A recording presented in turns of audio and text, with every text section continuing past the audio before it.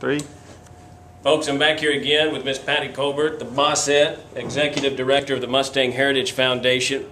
Now, generally with the Extreme Mustang Makeovers, on the final day, the horses that the trainers have had an opportunity to work with will be auctioned off or adopted through an auction on the final day. Now, in Fort Worth, they had to pre-adopt the Mustang, so we won't be holding an auction this time.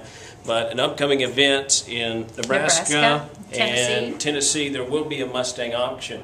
Now, in a predominantly down market, especially in the horse auction world, you know, high-end horses are still bringing good prices, but the middle and lower-end market has kind of fallen by the wayside.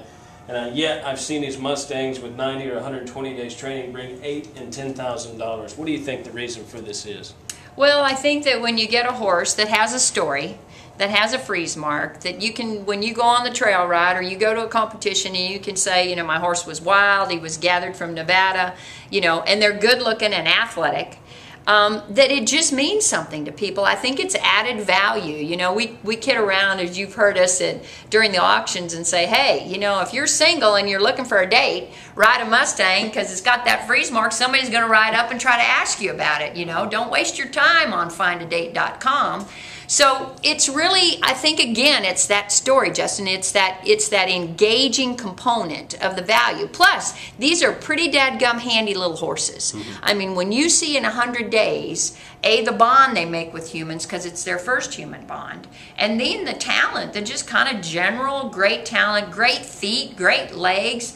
You know, we're kind of getting into a horseman's mind now, like going, whoa, you know, I don't have to put shoes on that horse. And this isn't a horse that is going to get itself hurt. This horse is a survivor. We were, Tommy Garland, one of our judges, was telling us about his horse. He's got a Mustang, and she, when there's the last bit of hay left in the feeders, she gets down on her knees, reaches her head under, and goes underneath the feeder and gets that little bit of hay.